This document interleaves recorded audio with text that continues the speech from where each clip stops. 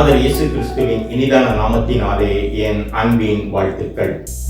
இந்த செய்தியின் தலைப்பு உங்கள் கண்ணீர் துடைக்கப்படும் என்பது.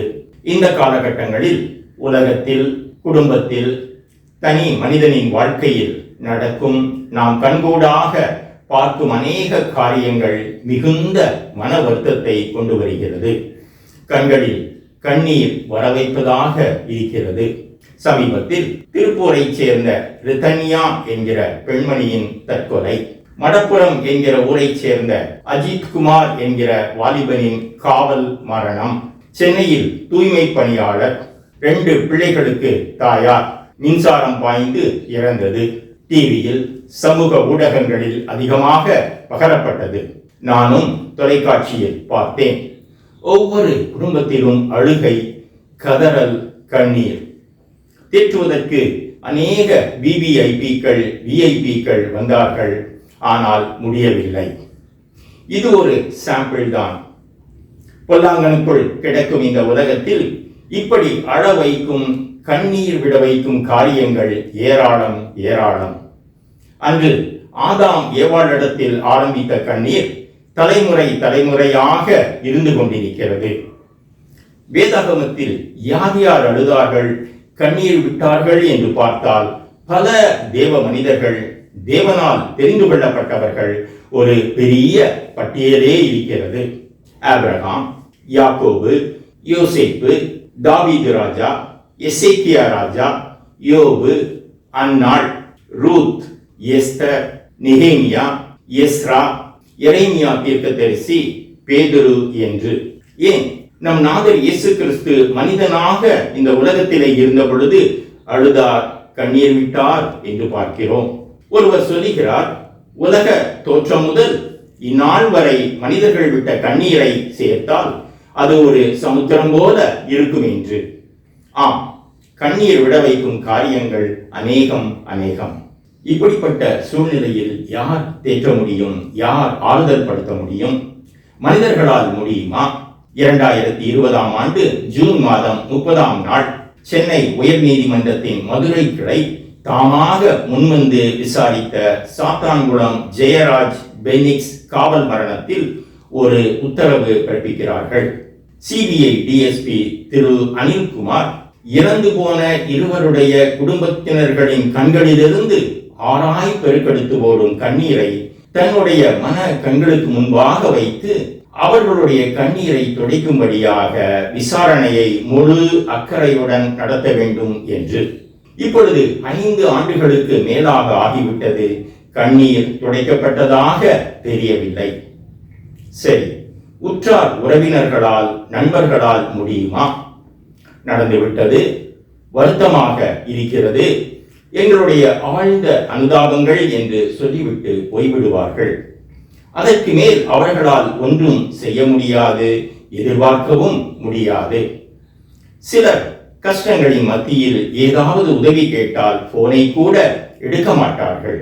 முன்னாள் பிரதம மந்திரி டாக்டர் மன்மோகன் சிங் 10 வருடங்கள் பிரதம மந்திரியாக இருந்தார். 2015ஆம் ஆண்டு அவருடைய பெயர் நிலக்கரி ஊழல் விஷயத்தில் பேசப்பட்ட பொழுது ஏதோ ஒரு சந்தேகத்தை கேட்க அவருடைய பழைய பர்சனல் செக்ரட்டரிக்கு போன் பண்ணினாராம். ஆனால் பல முறை போன் பண்ணியும் அவர் போனை எடுக்கவில்லையாம். அவருக்கே அந்த நிலைமை. சரி, பணம் ஆறுதல் படுத்த முடியுமா? ஆஸ்தி ஆறுதல் படுத்த முடியுமா? நிச்சயம் முடியாது. இதற்கான பதில் ஒரே ஒருவர், அவர்தான் இயேசு கிறிஸ்து. அவரால் மட்டும்தான் இது முடியும். ஏசாயா 25ஆம் அதிகாரம் 8ஆம் வசனத்திலே பார்க்கிறோம், கர்த்தராகிய தேவன் எல்லா முகங்களிலிருந்தும் கண்ணீரை துடைத்து தமது ஜனத்தின் நிந்தையை பூமியில் இராதபடிக்கு முற்றிலும் நீக்கிவிடுவார். கர்த்தரே இதை சொன்னார் என்று. இயேசு கிறிஸ்து இந்த உலகத்தில் இருந்த நாட்களிலே அநேகரது கண்ணீரை துடைத்தார். ஒரு முறை நாயிம் என்கிற சிறு ஊர், அங்கு ஒரு பெண் கணவனை இழந்தவள். அவளின் ஒரே மகன் வாலிப வயது, திடீரென்று இறந்து விடுகிறான். அவனை அடக்கம் பண்ணுவதற்கு கொண்டு செல்கிறார்கள். அந்த வேளையில் இயேசு அங்கே வருகிறார். அந்த பெண்ணை பார்க்கிறார், மனது உருகுகிறார். அவளை பார்த்து அழாதே என்று சொல்லுகிறார். பின்பு பாடையை தொட்டு, வாலிபனே எழுந்திரு என்று சொல்லுகிறார். மரித்தவன் எழுந்து உட்கார்ந்து பேசத் தொடங்கினான். அவனை தாயினிடத்தில் ஒப்படைக்கிறார். அந்த வேளையில் அந்த பெண்மணிக்கு எவ்வாறாக இருந்திருக்கும்? அவளுடைய கண்ணீர் நொடி பொழுதில் மறைந்திருக்கும். சந்தோஷத்தினால் சத்தமிட்டு களி கூர்ந்திருப்பாள். 126ஆம் சங்கீதத்திலே சொல்லப்பட்டிருக்கிறபடியாக அவளுடைய வாய் நகைப்பினாலும் நாவு ஆனந்த சத்தத்தினாலும் நிறைந்திருந்திருக்கும். ஆம், சஞ்சலம் நிறைந்த வாழ்க்கையில், வருத்தங்கள் ஏற்படும் வாழ்க்கையில், துக்கம் வரும் வாழ்க்கையில் நம் கண்ணீரை காண்கிறவர் இயேசு. நம் கண்ணீரை துடைக்கிறவர் இயேசு. 720 கோடி மக்கள் வாழும் இந்த உலகிலே என் அழுகையை இயேசு எப்படி கேட்க முடியும்? கேட்பாரா? என் கண்ணீரை இயேசு எப்படி காண முடியும்? காண்பாரா என்கிற சந்தேகம் வேண்டவே வேண்டாம். நம் இயேசு அனைத்தையும் அறிகிறவர். ஒரு பக்தன் இவ்வாறாக பாடுகிறான். நான் அழுத போதெல்லாம் என் அருகில் வந்தவரே, உன் கரங்களாலே என் கண்ணீர் துடைப்பவரே. நான் அழுத போதெல்லாம் என் அருகில் வந்தவரே, உன் கரங்களாலே என் கண்ணீர் துடைப்பவரே. இயேசு கண்ணீரை காண்கிறவர், அதை கணக்கிலே வைத்திருப்பவர், கண்ணீரை துடைப்பவர். இங்கு நாயின் ஒரு பெண்ணின் விஷயத்திலே இயேசு சரியான நேரத்திலேயே அங்கு வருகிறார். கொஞ்சம் தாமதமாக வந்திருந்தாலும் அந்த வாலிபனை அடக்கம் பண்ணி இருந்திருப்பார்கள். ஆனால் ஒன்றை நாம் நினைவிலே கொள்ள வேண்டும். அடக்கம் பண்ணி இருந்தாலும் நம் இயேசு உயிர்ப்பிக்க வல்லவர். அவர் முந்திகிறவரும் அல்ல, பிந்திகிறவரும் அல்ல. சகலத்தையும் அதினதின் காலத்தில் நேர்த்தியாய் செய்கிறவர். சரியான நேரத்திலே வந்து அந்த பெண்ணின் கண்ணீரை துடைத்தார்.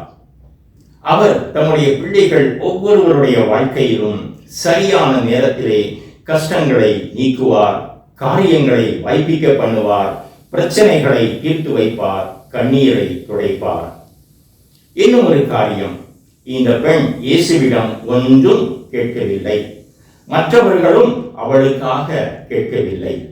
அந்த வேளையில் அந்த பெண்ணின் கண்ணீர் பேசியது. கண்ணீர் மனுக்குலம் அனைத்திற்கும் ஒரே மொழி.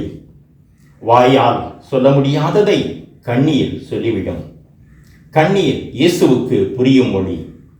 அதை பார்த்து இயேசுவே வந்து அவளுடைய கண்ணீரை துடைக்கிறார். நம் இயேசு நம்மை தேடி வருகிறவர்.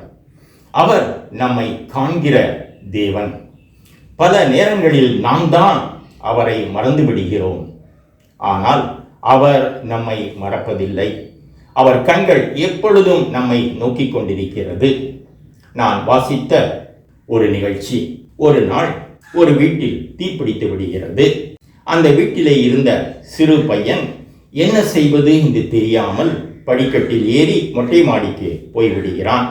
அவனுடைய தகப்பன் அங்கே கீழே இருக்கிறான். தீ கொழுந்துவிட்டு எரிந்து கொண்டிருக்கிறது. பையன் சத்தமிடுகிறான், அப்பா என்னை காப்பாற்றுங்கள், என்ன செய்வது என்று தெரியவில்லை என்று. தகப்பன் இரு கைகளையும் விரித்து, மகனே நீ குதி, நான் உன்னை பிடித்து விடுவேன் என்று. ஒரே புகை மூட்டம். பையனுக்கு ஒன்றுமே தெரியவில்லை. மீண்டும் சத்தமிடுகிறான், அப்பா எனக்கு ஒன்றுமே தெரியவில்லை, எப்படி குதிப்பது என்று. தகப்பன் பதில் சொல்லுகிறார், மகனே பயப்படாதே, நான் உன்னை பார்த்து கொண்டிருக்கிறேன், நீ குதி என்று. அதுபோலத்தான் நம் இயேசு நம்மை பார்த்து கொண்டிருக்கிறார். ஒரு நாளில் 24 மணி நேரமும், வாரத்தில் 7 நாட்களிலும், வருஷத்தின் 365 366 நாட்களிலும் அவருடைய கண்கள் அவர் பிள்ளைகளின் மேல் நோக்கமாயிருக்கிறது. அவர் தம்முடைய பிள்ளைகளின் வாழ்க்கையில் நிந்தைகளை நீக்குவார், கவலைகளை போக்குவார், கண்ணீரை துடைப்பார், மகிழ்ச்சியை கட்டளையிடுவார். யோவான் 16ஆம் அதிகாரம் 20ஆம் வசனத்திலே இயேசு சொல்கிறார், உங்கள் துக்கம் சந்தோஷமாக மாறும் என்று. ஒரு நாள் நான் கவலையோடு வந்து கொண்டிருந்த பொழுது இந்த வசனம் ஆங்கிலத்திலே ஒரு ஆலய சுவரில் எழுதப்பட்டிருப்பதை பார்த்தேன். Your sorrow shall be turned into joy என்று. அதை பார்த்தவுடன் 3 காரியங்கள் பளிச்சென்று என் மனதிலே நினைப்பூட்டப்பட்டது. ஒன்று, ஷால், நிச்சயம் நிச்சயம் நடக்கும். இரண்டாவது பி, தேவன் வானத்தையும் பூமியையும் உண்டாக்கும் போது பயன்படுத்திய உருவாக்கும் வார்த்தை மிகவும் வல்லமையான வார்த்தை. மூன்றாவது ஜாய், மற்ற எழுத்துக்களை விட பெரிய சைஸிலே எழுதப்பட்டிருந்தது. ஆம், நம் ஒவ்வொருவருடைய கண்ணீரும் துடைக்கப்படும். நம் ஒவ்வொருவருடைய துக்கமும் நிச்சயம் நிச்சயம் மிகுந்த ஆனந்த சந்தோஷமாக மாறும். இந்த உலக வாழ்க்கையில் மட்டுமல்ல, ஒரு நாள் வரும் நாம் இயேசுவோடு இருப்போம். அங்கு வெளிப்படுத்தின விசேஷம் 21ஆம் அதிகாரம் 4ஆம் வசனத்திலே சொல்லி இருக்கிறபடியாக மரணம் இருக்காது, துக்கம் இருக்காது, வருத்தம் இருக்காது, சாபம் இருக்காது. என்ன ஒரு மகிழ்ச்சி! நாம் ஜெபிப்போம். அன்பின் பிதாவே, இப்பொழுதும் உமது வார்த்தைகளுக்காக நன்றி செலுத்துகிறோம், துதிக்கிறோம், தோத்தரிக்கிறோம் அப்பா. நீர் ஒருவரால் மட்டுமே கண்ணீரை துடைக்க முடியும் அப்பா. உமது பிள்ளைகளின் வாழ்க்கையிலே கஷ்டங்கள் இருக்கத்தான் செய்கிறது, பாடுகள் இருக்கத்தான் செய்கிறது. ஆனாலும் நீர் இருக்கிறீர். நீர் நிச்சயம் கண்ணீரை துடைத்து அதை ஆனந்த சந்தோஷமாக மாற்றுவீரப்பா. நன்றி செலுத்துகிறோம், துதிக்கிறோம். இயேசுவின் நாமத்தினால் ஜெபம் எடுக்கிறோம் பரமபிதாவே. ஆமென், ஆமென்.